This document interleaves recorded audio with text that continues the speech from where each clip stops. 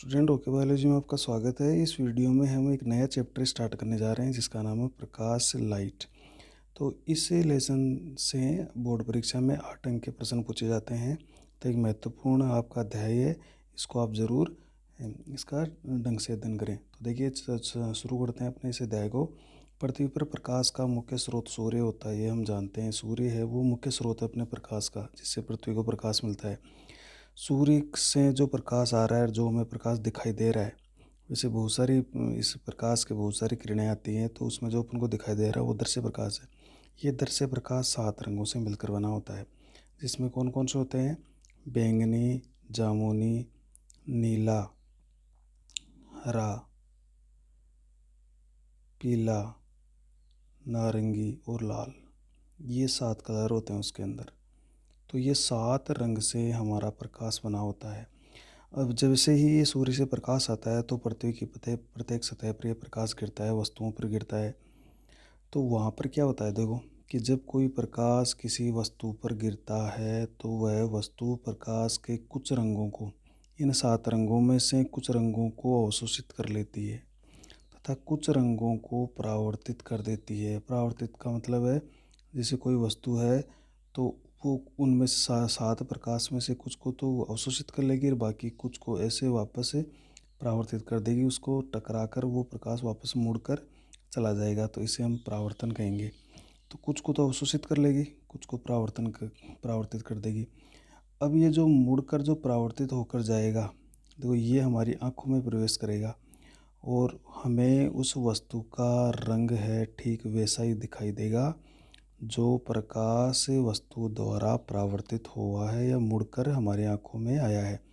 जिसने अवशोषित कर लिया वो तो उसने अवशोषित कर लिया, उसका तो प्रकाश हमारी आंखों में आएगा ही नहीं।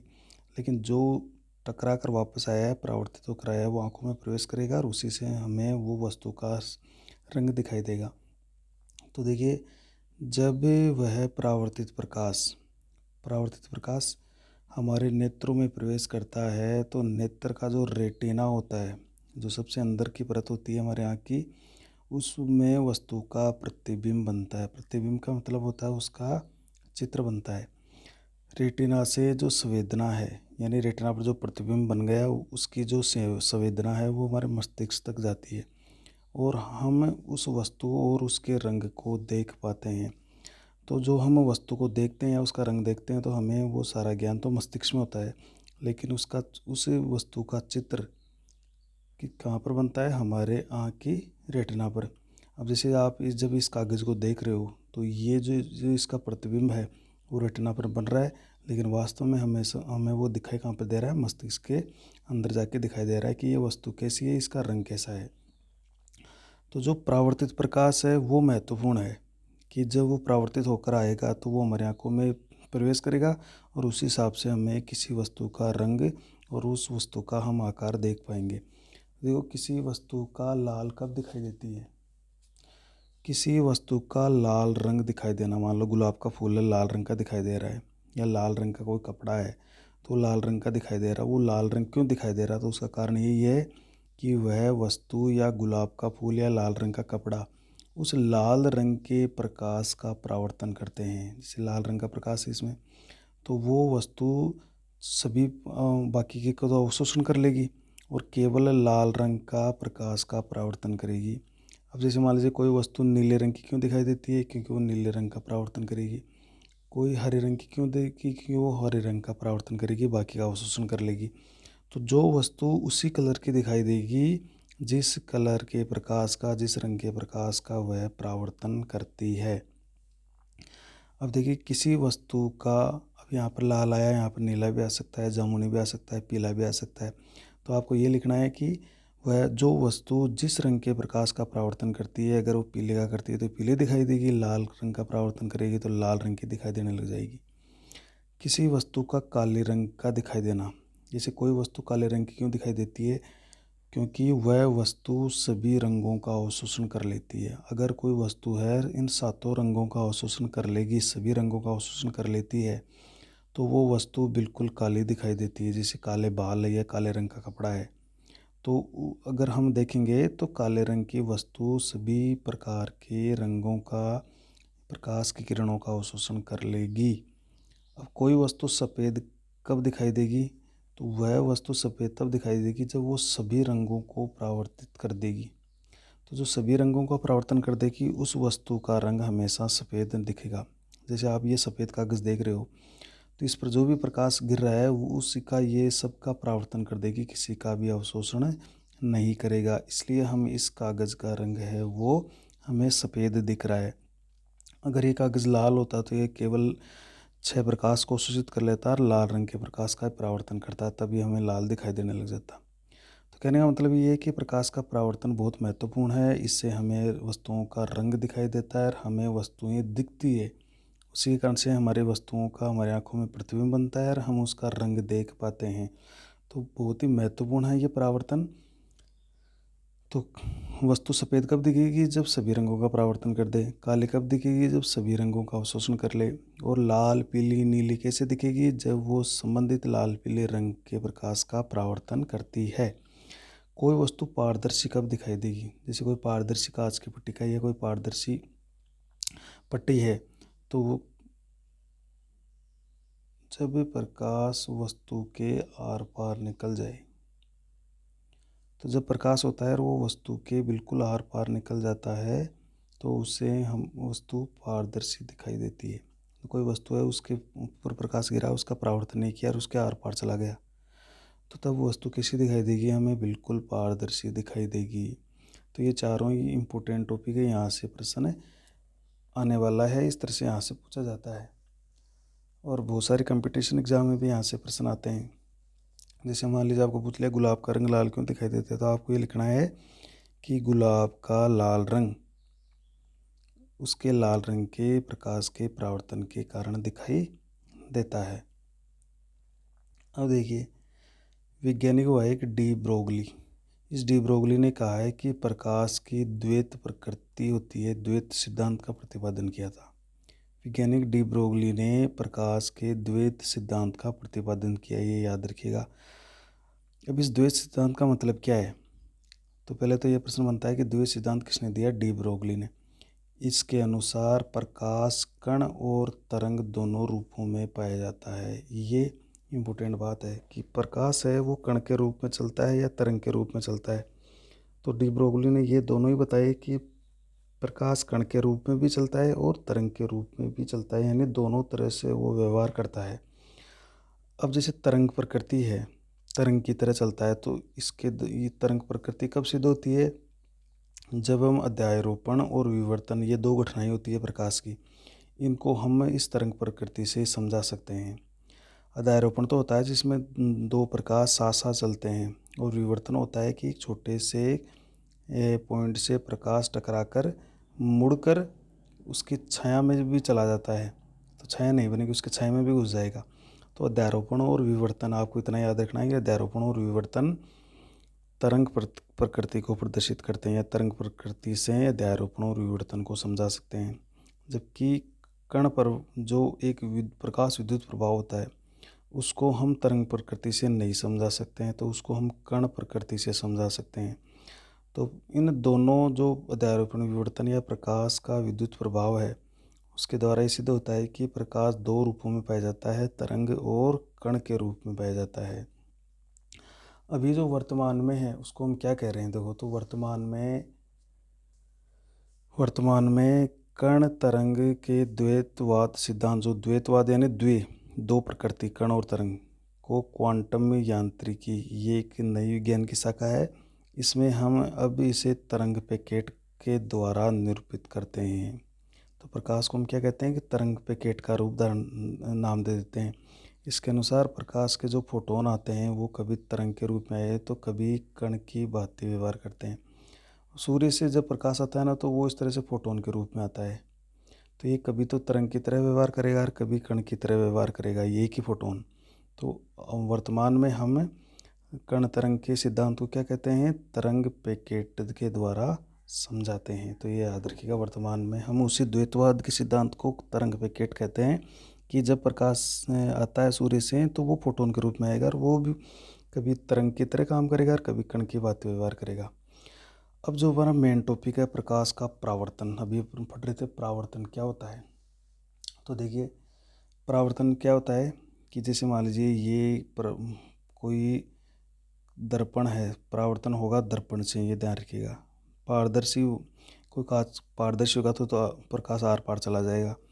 तो ये कोई दर्पण है, इधर से प्रकाश आया और इससे टकराकर इस तरह से वापस मुड़ गया, उसी जहाँ से आया था उसी माध्यम में वापस मुड़ गया।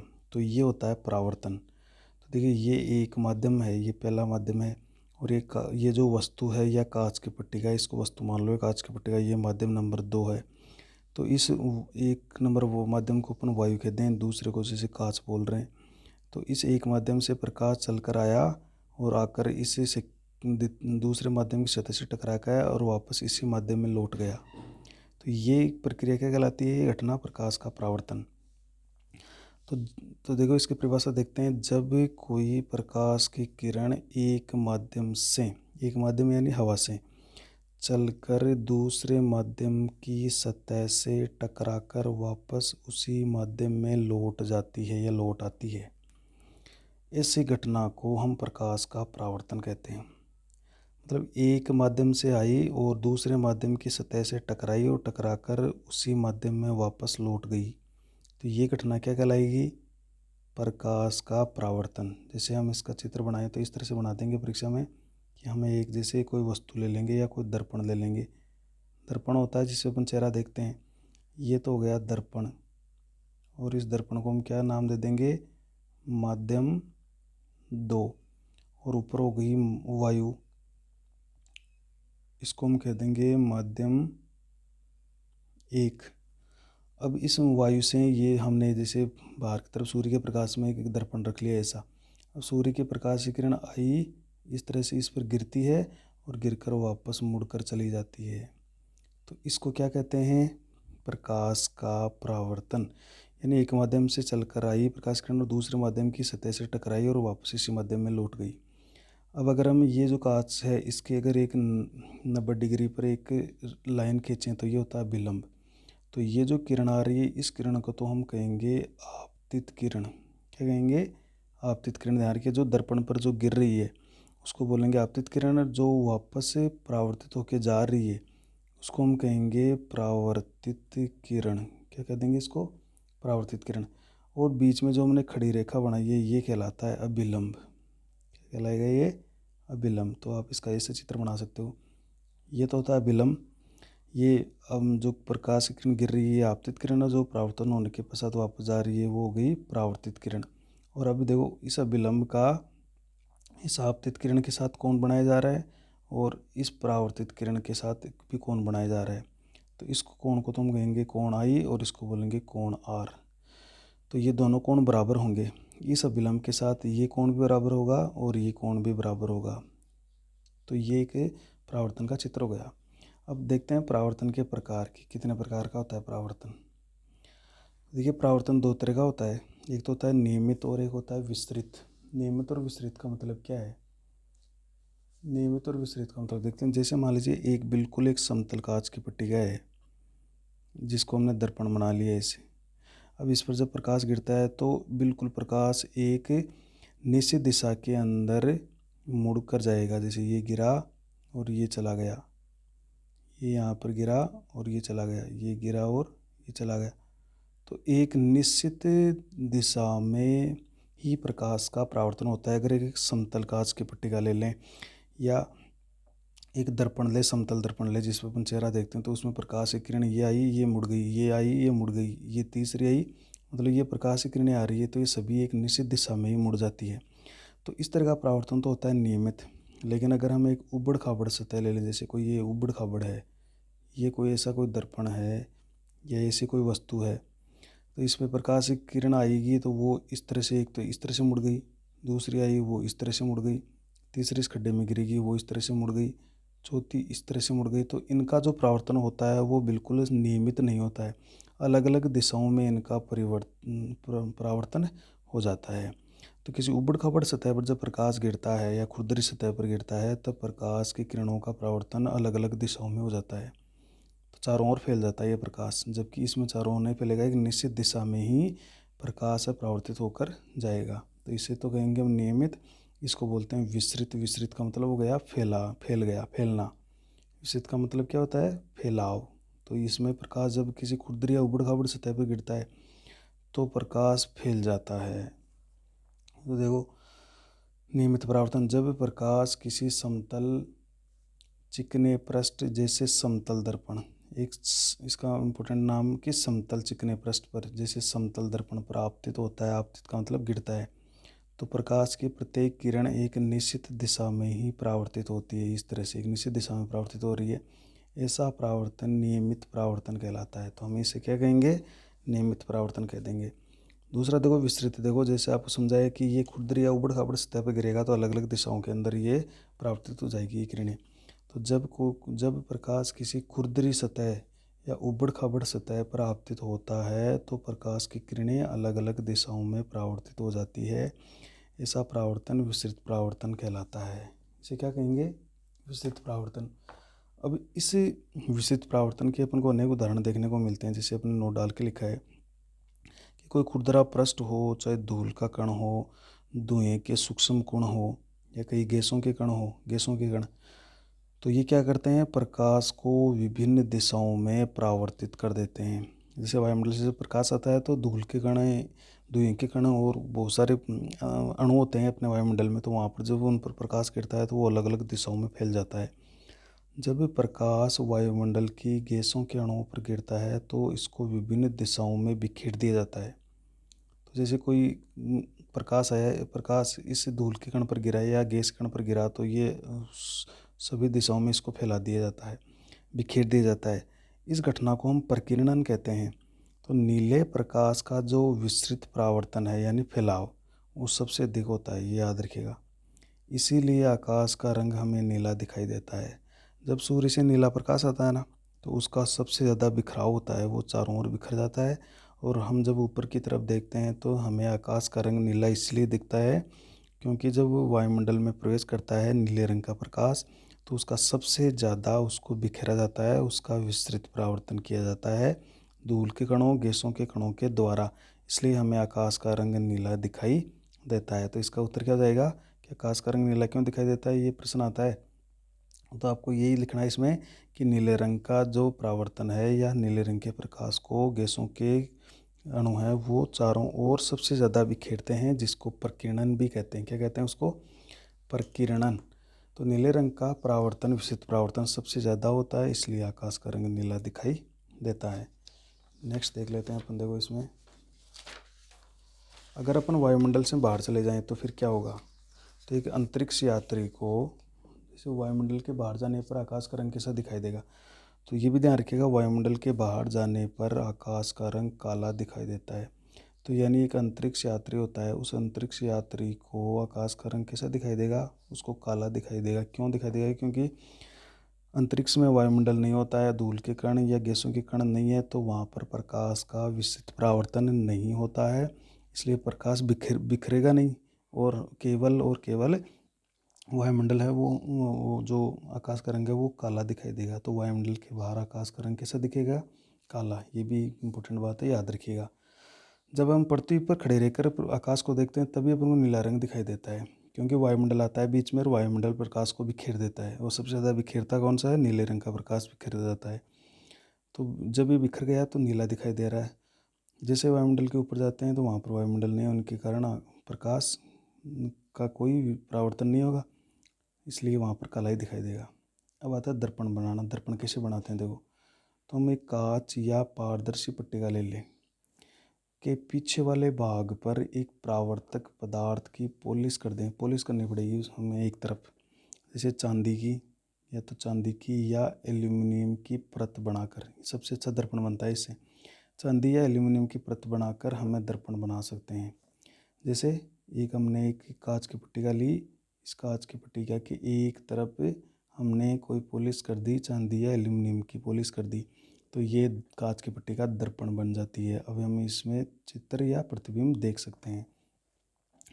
दर्पण कितने प्रकार के होते हैं? तो दर्पण के दो प्रकार हैं देखो मुख्यतः। तो दर्पण कैसे बना? हमने कांच की या पारदर्शी पट्टिका पर हमने एक साइड में एक तरफ एक परावर्तक पॉलिश कर दी, चांदी या एल्यूमिनियम की, तो दर्पण बन गया।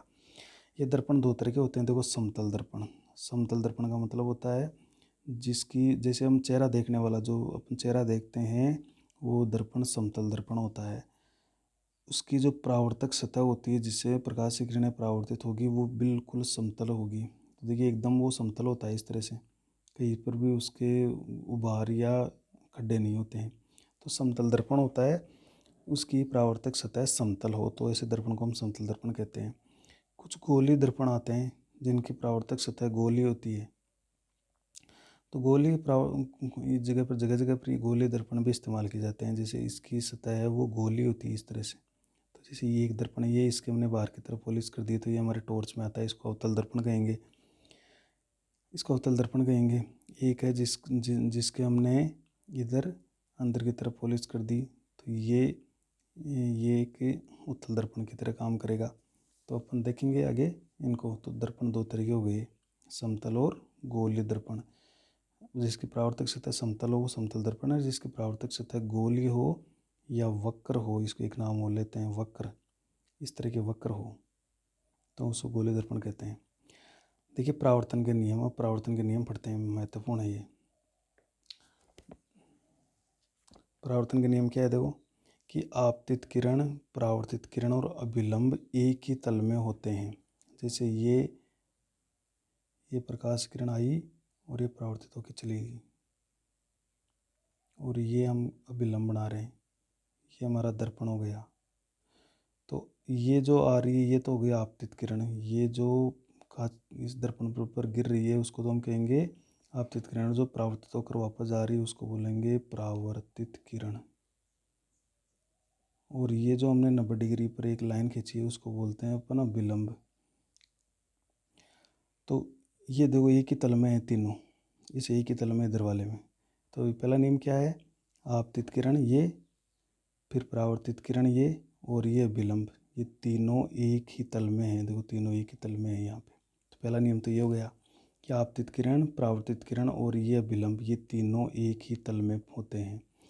दूसरा नियम देखो, आपतन कोण आई, ये आपतित किरण और अभिलंब है। ये इस अभिलंब, आपतित किरण अभिलंब के साथ एक कोण बनाती है, इस कोण को हम कहते हैं कोण आई या आपतन कोण। और इस अभिलंब के साथ एक परावर्तित किरण भी कोण बना रही है, उसको बोलेंगे कोण आर। तो ये हो गया आपतन कोण आई और परावर्तन कोण आर के बराबर होता है। मतलब ये अभिलंब है, इसके साथ आपतित किरण जितनी डिग्री का कोण बनाएगी ये परावर्तित किरण अभिलंब के साथ उतनी ही डिग्री का कोण बनाएगी। जैसे अगर ये 60 डिग्री का कोण बनाती है तो ये 60 डिग्री का बनाएगी, ये 30 डिग्री का बनाती है तो ये 30 डिग्री का बनाएगी, ये 40 डिग्री का बनाती है तो ये कोण भी 40 डिग्री का होगा। तो मतलब हम ये कह सकते हैं कि आपतन कोण और परावर्तन कोण बराबर होते हैं। तो आपतन कोण तो क्या हो गया, अभिलंब और आपतित किरण के बीच बनने वाला कोण। और परावर्तन कोण क्या हो गया, परावर्तित किरण और अभिलंब के बीच बनने वाला कोण। जैसे यहाँ पर कई बार एक प्रश्न आता है इस तरह का कि कोई प्रकाश की किरण अभिलंब के साथ 40 डिग्री का कोण पर आपतित होती है, 40 डिग्री कोण पर आपतित होती है तो परावर्तन कोण क्या होगा। तो ये जैसे कोण है यहाँ पर, ये कोण है वो, जैसे ये हो गया, ये जो आपतन कोण है ये 40 डिग्री का है तो ये कोण भी कितना होगा, ये 40 डिग्री का ही बनेगा। ये नियम है अपने परावर्तन का। तो इसका उत्तर क्या हो जाएगा, इसका आंसर ये हो जाएगा कि परावर्तन कोण का मान भी 40 डिग्री ही होगा। तो ये ध्यान रखिएगा। अगर प्रश्न ऐसा आ गया कि एक एक कोई प्रकाश की किरण अभिलंब के साथ 30 डिग्री कोण पर आपतित होती है तो परावर्तन कोण का मान होगा 30 डिग्री। अगर 60 है तो ये भी 60, अगर ये 35 है तो ये भी 35। तो अगर एक थोड़ा सा घुमा के प्रश्न इस तरह भी आ सकता है, जैसे ये प्रकाश की किरण है वो 40 डिग्री पर आई तो आपको ये पूछ ले कि आपतन कोण का मान 40 डिग्री है तो आपतित किरण और परावर्तित किरण के बीच में कितने डिग्री का कोण बनेगा। तो ये स्थिति आगे देखो कि आपतित किरण और परावर्तित किरण के बीच में कितने डिग्री का कोण बनेगा। तो ये विलंब था, इस विलंब के साथ ये 40 डिग्री का और इसका भी 40 डिग्री का, तो ये टोटल कोण कितने का हो गया, ये टोटल कोण हो जाता है 40 इसका 40 इसका 80 डिग्री का। तो ये थोड़ा सा घुमा के प्रश्न इस तरह से आ सकता है कि आपतित किरण और परावर्तित किरण के बीच में कितनी डिग्री का कोण बनेगा। अगर ये पूछा आपसे कि आपतन कोण 40 डिग्री है तो परावर्तन कोण कितना होगा, तब तो बराबर हो जाएंगे। लेकिन कुछ इस तरह से पूछ ले कि आपतन कोण का मान 40 डिग्री है तो आपतित किरण और परावर्तित किरण के बीच में कितने डिग्री का कोण बनेगा, इन दोनों के बीच में। तो ये 40 तो ये भी 40, तो इन दोनों के बीच में कितना हो गया, ये 80 डिग्री का हो गया। अगर ये 30 डिग्री का कोण बनाती है तो ये भी 30 होगा, तब ये कितना हो जाएगा, ये पूरा का पूरा कोण 60 डिग्री का हो जाएगा। तो ये प्रश्न की जो भाषा है उस पर डिपेंड करेगा कि वो कैसा प्रश्न पूछा जा रहा है। नेक्स्ट देख लेते हैं हम समतल दर्पण की बनी हुई विशेषताएं। तो देखो, समतल दर्पण का मतलब होता है जिसकी परावर्तक सतह बिल्कुल ऐसे समतल हो, जैसे ये एक समतल दर्पण है। तो अपन जो चेहरा देखने के लिए काम में लेते हैं वो कौन सा दर्पण होता है, वो समतल दर्पण होता है। तो उसकी विशेषता क्या होती है, देखो पहली विशेषता है कि प्रतिबिंब आभासी होता है। प्रतिबिंब का मतलब हो गया जो चित्र बनता है उसमें वो आभासी होता है। कैसा बनता है, वो आभासी बनेगा, उसमें बिल्कुल आभासी बनेगा। तो प्रतिबिंब की जो प्रतिबिंब होगा वो कैसा बनेगा, आभासी बनेगा। दूसरा ये होगा कि प्रतिबिंब दर्पण के पीछे दर्पण से उतनी ही दूरी पर बनता है जितनी दूरी पर वस्तु दर्पण के सामने स्थित होती है। जैसे ये एक दर्पण है, इस दर्पण के सामने हम यहाँ पर खड़े रहते हैं जैसे इस तरह से, तो इस दर्पण में हमें उतनी ही पीछे अंदर की तरफ उतने ही पीछे ये दर्पण प्रतिबिंब दिखाई देगा जितनी दूरी पर हम खड़े हैं। अगर हम नज़दीक जाते हैं तो वो हमें हमारा चित्र भी नज़दीक आता हुआ दिखाई देता है, हम दूर जाते हैं तो वो हमें दर्पण के अंदर वो हमारा प्रतिबिंब भी दूर जाता हुआ दिखाई देता है। तो दूसरा विशेषता यही है कि प्रतिबिंब दर्पण के पीछे दर्पण से उतनी ही दूरी पर बनता है जितनी दूरी पर वस्तु दर्पण के सामने स्थित है। तो ये जो वस्तु है ये दर्पण के सामने जितनी दूरी पर स्थित है, दर्पण में प्रतिबिंब उतनी ही दूरी पर बनेगा, उतनी दूरी पर बनेगा ये। तो हम अगर दूर जाते हैं तो दर्पण में प्रतिबिंब दूर जाता हुआ दिखाई देता है, पास आते हैं तो वो हमारा प्रतिबिंब भी पास आता हुआ दिखाई देता है। तो आप इसको अपने दर्पण में देख सकते हो। और ये जो प्रतिबिंब बनता है ये आभासी बनता है, हमें आभासी होता है, वास्तविक नहीं होता है, मतलब इसको हम पर्दे पर प्राप्त नहीं कर पाएंगे। तीसरी विशेषता देखो, प्रतिबिंब का आकार वस्तु के आकार का जितना ही होता है, मतलब जितने वस्तु का आकार है प्रतिबिंब का आकार भी उतना ही बनेगा। ये समतल दर्पण की विशेषता है। लेकिन जब हम समतल दर्पण के सामने खड़े होकर देखते हैं तो हमारा दायां भाग प्रतिबिंब में बाईं ओर दिखाई देता है। ये बात आपने नोट की होगी कि जब हम समतल दर्पण में देखते हैं तो हमारा दायां कान है वो बाईं तरफ दिखाई देता है और बायां कान है वो दाईं तरफ दिखाई देता है। बाईं आँख दाईं तरफ दिखाई देगी, दाईं आँख बाईं तरफ दिखाई देगी। तो ये एक विशेषता है हमने समतल दर्पण की कि हमारा दायां भाग प्रतिबिंब में तो बाईं ओर दिखता है और हमारा बायां भाग प्रतिबिंब में दाईं ओर दिखता है। इस परिवर्तन को क्या कहते हैं, पार्श्व परिवर्तन कहते हैं। क्या कहेंगे उसको, पार्श्व परिवर्तन कहेंगे। तो ये इम्पोर्टेंट यहाँ पर प्रश्न बनता है कि पार्श्व परिवर्तन क्या होता है। तो पार्श्व परिवर्तन समतल दर्पण से होता है। इसमें दायां भाग बाईं ओर दिखाई देता है प्रतिबिंब में और बायां भाग प्रतिबिंब में दाईं ओर दिखाई देता है। जैसे मान लीजिए एक पी है, इसको आप दर्पण में देखोगे तो आपको ये दिखाई देगा क्यू की तरह दिखाई देगा, क्योंकि इसका दायां भाग बाएं तरफ दिखाई देगा और बाएं तरफ दाएं तरफ दिखाई देगा। तो पी इस तरह से दिखाई देगा। ये बी है, ये इस तरह से इसका जो बायां है वो दाएं तरफ दिखाई देगा और दायां बाएं तरफ दिखाई देगा, तो इस तरह दिखाई देगा। इस तरह से डी आपको इस तरह से दिखाई देगा। तो ये आपको पार्श्व परिवर्तन के उदाहरण हो गए। जैसे एक ये चित्र है,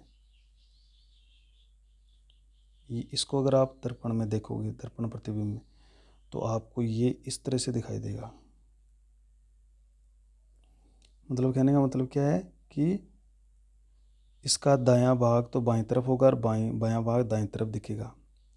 तो ये स्थिति ये आ जाएगी कि पार्श्व परिवर्तन होता है हमारे समतल दर्पण के द्वारा। तो ये आज हम पढ़ रहे थे समतल दर्पण। तो अगर समतल दर्पण से देखो प्रतिबिंब कैसे बनता है, तो जैसे मान लीजिए समतल दर्पण जैसे बनता है कि ये हमारे पास एक समतल दर्पण है। अब मान लीजिए कोई वस्तु है, यहाँ पर पी वस्तु है। अब इससे कोई प्रकाश की किरण आ रही है और वो आके इस तरह से इस पर आपतित हुई और टकरा कर चली गई इस तरह से। एक प्रकाश किरण आई और वो टकरा कर इस तरह से चलेगी। अब ये जो प्रकाश किरणें जा रही है ये हमारी आंखों में प्रवेश करेगी, आंख में जाएगी। तो ये यहाँ से टकरा कर हमारे आंखों में प्रवेश कर रही है। तो ये इसको अगर हम पीछे की तरफ इस तरह से बढ़ाएं, पीछे की तरफ इस तरह से बढ़ाएं इनको, तो ये इस जैसे इस बिंदु से आती हुई हमें प्रतीत होगी, यहाँ से आ रही है ये जैसे। तो ये यहाँ पर हमें प्रतिबिंब बनेगा इसका, जैसे पी डैश प्रतिबिंब बनेगा। तो ये दर्पण के पीछे की तरफ बन गया। ये कहाँ बना है? पीछे की तरफ। तो जितनी दूरी पर ये वस्तु है उतनी दूरी पर ये पीछे की तरफ अपन को ये प्रतिबिंब दिखाई देगा। अब इसमें किरणें हैं वो पीछे की तरफ मिला रहे हैं अपन, मिलती हुई प्रतीत हो रही है, इसलिए हमको ये आभासी प्रतिबिंब दिखेगा, लेकिन वस्तु का आकार जितना ही दिखेगा। तो ये हमारे एक समतल दर्पण से बना हुआ प्रतिबिंब होता है, समतल दर्पण से बना प्रतिबिंब। तो विशेषता क्या है? ये देखो आभासी बनता है, ये आभासी बनेगा और ये आभासी बनेगा और वस्तु जितना बनेगा और पार्श्व परिवर्तन इसके अंदर हो जाएगा। तो इसमें कुछ इंपॉर्टेंट बातें थी जो आपको बता दें। नेक्स्ट वीडियो में हम गोलीय दर्पण के बारे में चर्चा करेंगे।